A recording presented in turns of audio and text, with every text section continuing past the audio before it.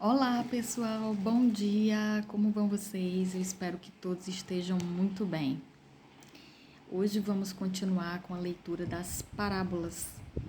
E a parábola de hoje é a do rico avarento e Lázaro.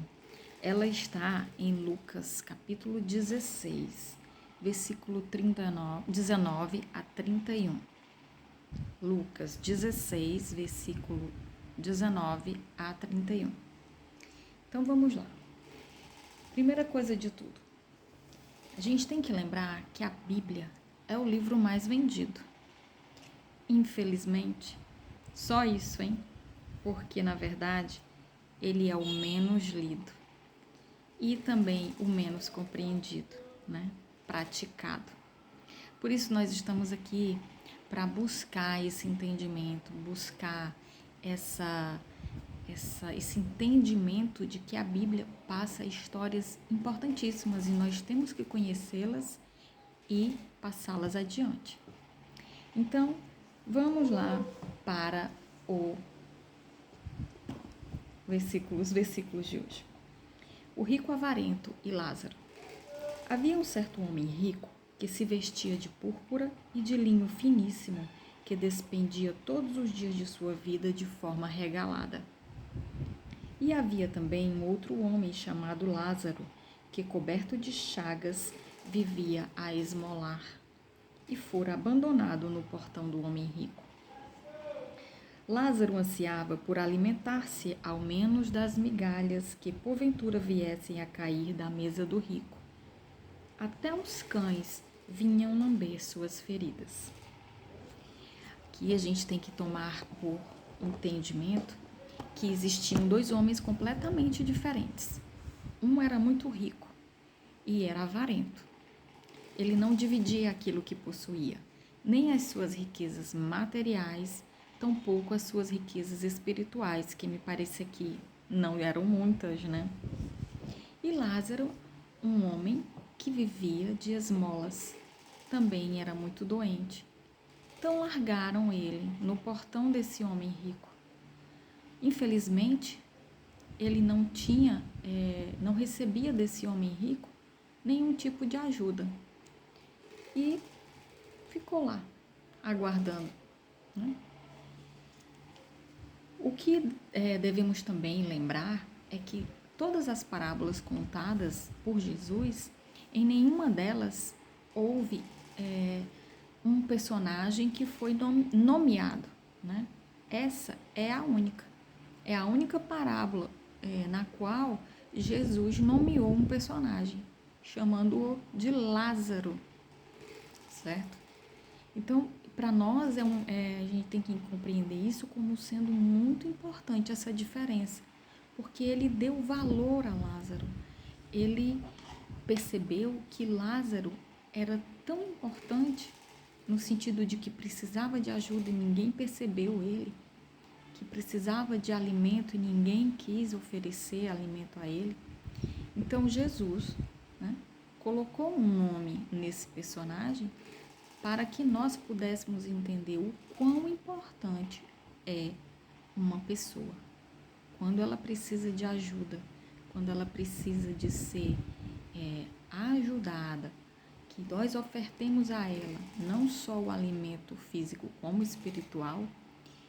E aí, essa importância ele deixou bem clara aqui, quando ele demonstra a diferença entre o homem rico avarento e Lázaro, que era um mendigo.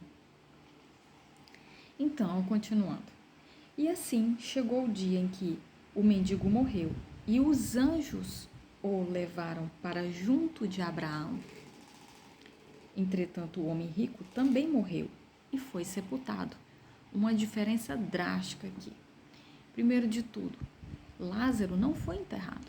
Ele foi levado pelos anjos para junto de Abraão. E o homem rico foi sepultado. E essa não é a principal das diferenças, hein? Continuemos. Mas no Hades, onde estava em tormentos, ele olhou para cima e observou Abraão ao longe com Lázaro ao seu lado. Olhem só, primeiro de tudo, o que é Hades, o que significa Hades? Hades, além de ser um deus, né, chamado na história grega, ele é considerado o rei dos infernos, né? O deus que domina os infernos, o inferno, né? Então, o que eu posso chamar de Hades é que é o hall de entrada do inferno. Na verdade, o Hades, ele é um vale onde fica o hall do inferno. Um vale onde todas as pessoas que não foram para o paraíso, né, que não estão nos campos elíseos, eles estão lá, nesse vale. E o rico, quando morreu, foi enterrado, foi levado para lá. Mas de lá ele viu Lázaro junto a Abraão. E ele se assustou, né? E gritou: Pai Abraão, tem compaixão de mim e manda a Lázaro que molhe em água a ponta do dedo e me refresque a língua, porquanto estou sofrendo muito em meio a estas chamas. Olha aqui, o rico, além de ter morrido, enterrado, né, ter sido enterrado, ele ainda não havia percebido o quão ele era uma pessoa avarenta, uma pessoa que não sabia dividir e nem tampouco entendeu essa situação, porque ainda assim ele queria que Lázaro fosse lá molhar os lábios dele. Ainda queria que Lázaro fosse um servo dele. Ele ainda não tinha compreendido a situação dele. E a situação de Lázaro, que era bem superior, porque agora ele estava ao lado de Abraão, sendo reconhecidamente bem tratado. Vamos continuar. No entanto, Abraão lhe replicou: Filho, recorda-te de que recebeste todos os teus bens durante a tua vida. E Lázaro foi afligido por muitos males.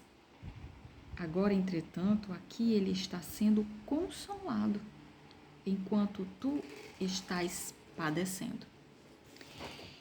Parece essa parte, né? Esse versículo 25 do capítulo 16, ele é muito importante para que nós entendamos que, apesar do rico ter recebido todos os bens dele em vida, ele não soube utilizá-los, né?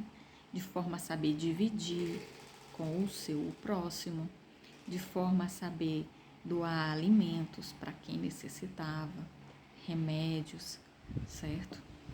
Então, também é importante nós entendermos que o uso indevido das riquezas e o modo desprezível de tratar o próximo é tudo aquilo que Jesus não quer.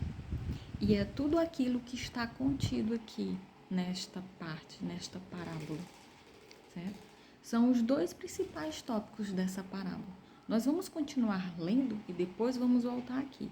Mas devo relatar a vocês que não é o fato de a pessoa ter posses, ter riquezas em vida aqui na terra, que vai a torná-la uma pessoa incapaz de entrar no reino dos céus. Não é isso, tá? É o fato da atitude incorreta dele, o fato de ele ter usado de forma indevida as riquezas que lhe foram dadas, que o tornou incapaz de entrar no reino dos céus. Entendam essa diferença, certo? Eu vou ler aqui uma passagem de Eclesiastes 5:19, que fala bem sobre isso. Diz assim: todo homem a quem Deus concede riquezas e recursos que o tornam capaz de sustentar-se, de receber a sua porção e desfrutar das recompensas do seu trabalho, isto é presente de Deus, certo? Temos que entender isso porque fica parecendo que uma pessoa rica jamais vai entrar no reino dos céus. Não é isso. Não é assim que a história conta, certo? E o que é entendido aqui é que não se pode servir a dois senhores. Servir ao dinheiro e servir a Deus. Mas se eu trabalho, se eu busco utilizar da minha força, da minha saúde, da minha inteligência para lograr êxito, para construir riquezas e distribuir e saber utilizá-las de forma correta, não ser injusto, não ser avarento, saber dividir com o próximo, isso é que Deus quer, certo? Eu posso ter riquezas, você pode ter riquezas, porém, nós temos que saber bem utilizá-las, certo? Então, vamos continuar. Por isso que aqui, voltando, né? Por isso que Abraão falou que estava consolando Lázaro porque ele não havia conseguido riquezas em vida, certo? E por isso que o rico estava padecendo, porque ele não soube utilizá-las, certo? Vamos lá. E, além do mais, foi colocado um grande abismo entre nós e vós, de maneira que os que desejem passar daqui para vós outros não consigam, tampouco passem de lá para o nosso lado. O que significa isso? É que quem está no Hades, no vale que fica no inferno, eles não podem passar para onde Abraão estava junto a Lázaro.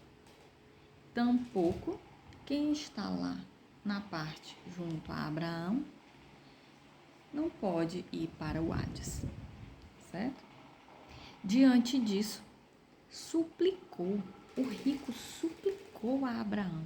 Vejam bem, pai, então eu te imploro que mandes Lázaro à casa de meu pai, pois tenho 5 irmãos. Permite que ele os avise, a fim de que eles também não venham para este terrível lugar de sofrimento. Para que é que serve a Bíblia? Um dos motivos para que serve a Bíblia é este. É para que nós possamos ler, compreender e tirar os ensinamentos dela. A Bíblia ensina que nós devemos amar ao próximo como a nós mesmos, dividir o pão, passar os nossos ensinamentos adiante, ensinar que existe inferno sim. O inferno existe. As pessoas que não praticaram o bem, que não foram generosas, que não dividiram o pão, suas riquezas, essas vão estar no Hades. Mas aquelas que, ao contrário modo, souberam passar a mensagem de Deus adiante, que demonstraram que Jesus é o seu Salvador, é que Jesus salva e que nós devemos dividir aquilo que nós temos e que não é pecado você ter riquezas, contanto que você saiba dividi-las. Então, isso tudo está na Bíblia. Nós temos que saber ler, compreender e passar adiante, certo? Mas aí, depois que o rico pediu para que Lázaro voltasse lá e avisasse seus irmãos para que não fizessem nada de errado e que se arrependessem e começassem a praticar o bem, Abraão foi lá e respondeu.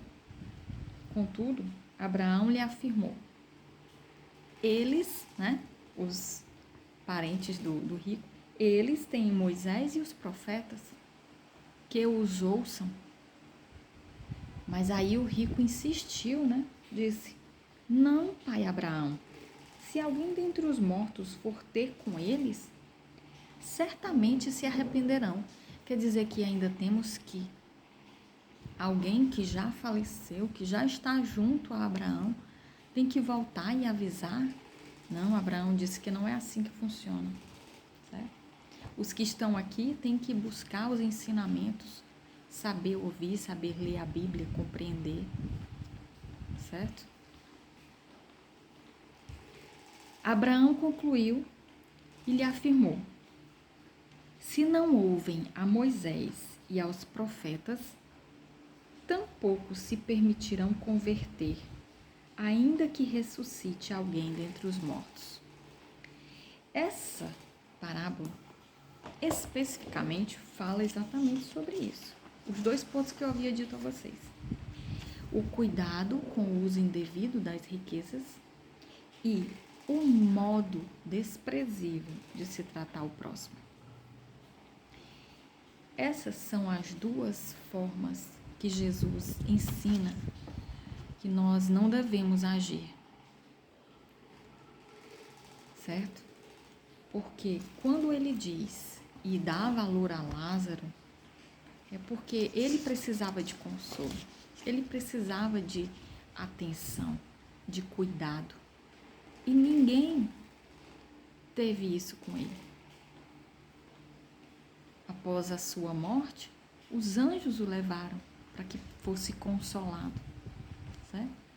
E é isso que nós temos que entender. Nós vamos esperar morrer para poder descobrir que nós fizemos o errado, sabendo que nós devemos fazer a partir de agora.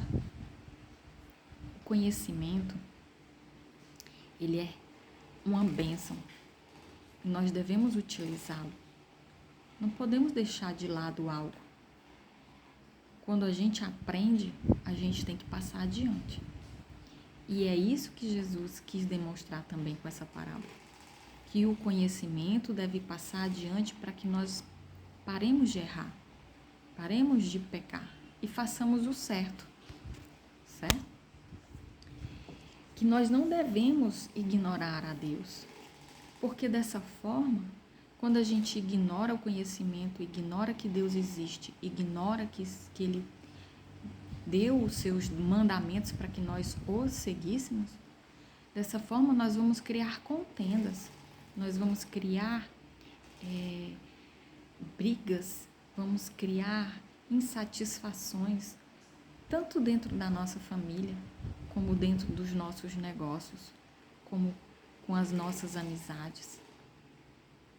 É para isso que existem os mandamentos, para que nós possamos cumpri-los e fazer o que é certo, certo? Lembram quando Jesus foi crucificado e tinha um ladrão, né, do lado direito e do lado esquerdo de Jesus. Um deles disse: salva-te a ti mesmo, tu não és o Filho de Deus, o Rei.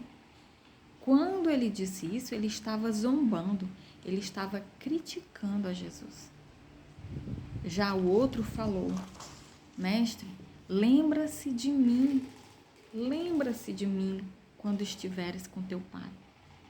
Esse, pelo fato de ter dito isso, ele conseguiu a salvação de não ir para o inferno, certo? Mas pelo fato de ter sido ladrão, isso não o tirou para a glória eterna, para morar no reino de Deus. Simplesmente ele não foi para a Hades, ele não foi para o inferno, certo? Entender isso é importante, tá? Com isso, eu vou governar, eu vou fazer com que o meu conhecimento do reino de Deus, de Jesus, passe adiante. Não fique estagnado, parado e dentro das palavras escritas na Bíblia. É um livro que deve ser lido, é um livro que deve ser compreendido e vivido, certo? E mais, saber que nós devemos nos arrepender dos pecados. Quando Jesus desceu ao Hades para informar, né, que a pessoa não era para ter um arrependimento tardio, ela tinha que conhecer agora tudo para não ter que chegar lá e descobrir que deveria ter agido de outra forma, certo? Ele deixou bem claro, não adianta ter arrependimento tardio. O conhecimento está aqui, não adianta querer voltar e avisar os que estão aqui, não adianta. As pessoas têm que ter fé, acreditar que é o invisível, acreditar no invisível. Ele existe. É por isso que a gente muitas vezes não consegue acreditar, porque, né? São Tomé só acreditou vendo.